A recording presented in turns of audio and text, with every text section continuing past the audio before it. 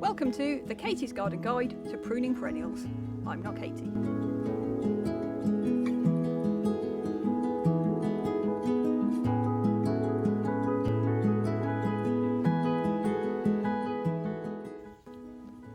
Hemerocallis, also known as Day Lily, is a great plant to have in the garden because you get these beautiful lily style flowers, but they're a lot less hassle than a lot of the others of the family.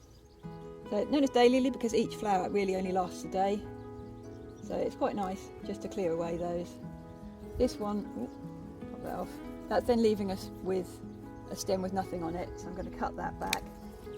And if you just see a bit further away here, that one that has finished there as well, and there's nothing left on it. So what we're going to do is cut that all the way back down to the ground, that stem, because that's not going to do anything more for us other than go brown, which I will show you on the other plant around the side here.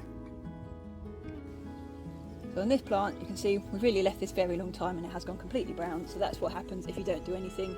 You end up with a very gotty looking plant. If you take off the old flower heads, you're encouraging the plant to make new ones, because what they really want to do is make seeds. So if you get to them before that point, they will keep trying.